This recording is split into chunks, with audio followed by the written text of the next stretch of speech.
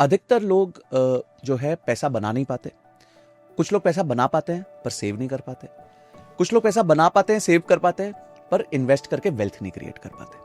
तो मैं तीनों लेवल्स पे ब्रेक डाउन करना चाहता हूँ, मानसिकता को और उसके बाद कि कैसे वो लाइफ में अपने चेंजेस ला सकते हैं। तो स्टार्ट करते हैं ऐसे व्यक्ति से जो आज इनकम नहीं बना पा रहा है, जो 25-30 हज़ार की सैलरी पे फंसा हुआ है और लाइफ में ग्रोथ नहीं लेके आ पा रहा। उसको क्या करना चाहिए 2026 में कि उसकी इनकम ट्रांसफॉर्म हो जाए, एक्टिव इनकम बढ़ जाए? बहुत अच्छा क्वेश्चन है और मुझे पर्सनली ऐसा लगता है, मतलब वेल्थ क्रिएशन तो आपसे ज़्यादा अच्छा कोई जान नहीं सकता, लेकिन मुझे ऐसा लगता है कि जो इसके पीछे सबसे बड़ा माइंडसेट है ना, मैं अक्सर एक एग्जांपल देता हूँ कि जैसे एक आई ड्रॉप्स होते हैं जी।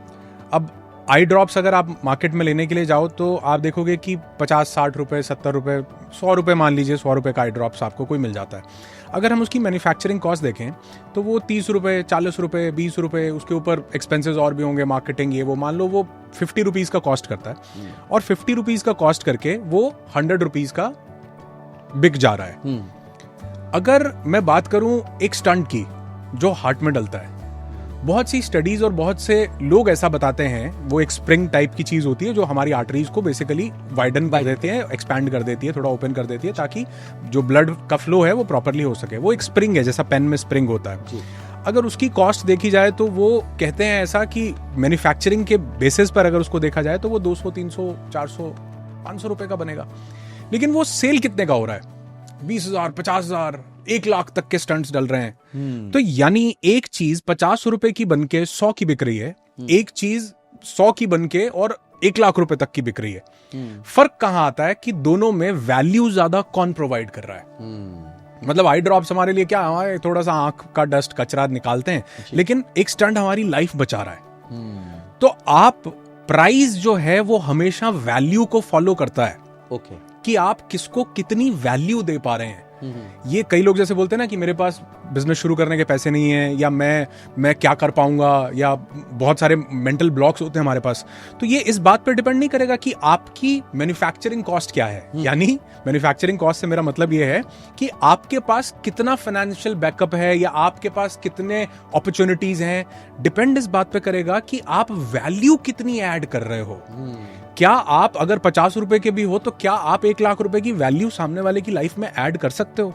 अगर इसका आंसर यस है तो इसका मतलब आपको वेल्थ क्रिएशन से और आपको अबंडेंस तक पहुंचने से कोई नहीं रोक सकता। तो बिकम वैल्यूएबल फर्स्ट। मतलब वैल्यू कौन दे पाएगा? जो वैल्यूएबल है। अब वैल्यूएबल होने में कोई एसेट से या कोई बहुत बड़ी मतलब चीजों से लेना देना नहीं है। वैल्यूएबल होने का मतलब है यहां वैल्यूएबल होना, आपके पास एक भाव होना कि मैं लोगों को सर्व करना चाहता हूं, लोगों की ये समस्या दूर करना चाहता हूं। जैसे मान लो पहले हमारे पास, आपने भी देखा होगा, हमारे पेरेंट्स या कोई भी पहले कहीं ट्रेवल करता था तो बैग्स होते थे कपड़े के, लोग घर पे ही बना लिया करते थे या मार्केट से भी कपड़े के बैग्स मिल जाते थे। अब आप देखो बैग को उठाना कितना बड़ा टीडियस टास्क था, भारी हो जाता था, कुलीज होते थे सब। किसी ने उसी बैग के नीचे 4 व्हील्स लगा दिए।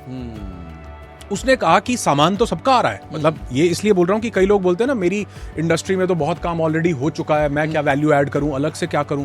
तो लोग सामान तो, मतलब जो मेजर टास्क है वो ऑलरेडी हो चुका था। अब उसकी कन्वीनियंस पे काम किया गया कि लोगों की लाइफ में वैल्यू ऐड हो, कि लोगों को सामान उठाना ना पड़े। वो व्हील्स लग जाएं, वो स्ट्रॉली बन जाए, लोग उसको ऐसा ड्रैग करके कहीं भी ले जा सकें। तो बिकम वैल्यूएबल फर्स्ट। आप, और वैल्यूएबल होने के लिए क्या करना पड़ेगा? आपको अपने ऊपर काम करना पड़ेगा। मतलब अपनी इनर, जो आपका इनर सेल्फ है उसको वैल्यूएबल बनाना पड़ेगा, जिसमें सबसे बड़ी चीज ये आती है कि आपके पास एक प्रिंसिपल के ऊपर आपको काम करना पड़ता है, जो है लॉ ऑफ गिविंग, कि मैं देना चाहता हूं, मैं बांटना चाहता हूं। मैं ऐसे बहुत से लोगों को मिला जो कहते हैं यार ये ना मैं ज्यादा नहीं बताता हूं क्योंकि लोगों को पता चल गया, मेरे कॉम्पिटिटर्स को पता चल गया, इसको पता चल गया। मैंने कहा अगर पता भी चलेगा तो भी तुम पायनियर हो इस चीज के। मतलब तो अगर पता भी चला तो तुमसे कॉपी किया, और फिर तुम्हारे पास जब तक तुम इसको पकड़ के बैठे रहोगे ना, पता ना चल जाए, तब तक तुम नया इनोवेट नहीं कर पाओगे कुछ भी। जब तुम इसे रिलीज करोगे तो स्कोप ऑफ इंप्रूवमेंट पता चलेगा कि मैं कहाँ पे लगूं, कहाँ पे मैं चेंजेस लेके आ सकता हूँ, क्या और बेटरमेंट कर सकता हूँ। तो मुझे लगता है कि वेल्थ क्रिएशन के लिए सबसे बड़ी जरूरत जो है वो है कि प्राइस एक चीज को फॉलो करता है, वो है वैल्यू। अगर आप सामने वाले को वैल्यू देना चाहते हो और जानते हो तो मतलब money is a by product.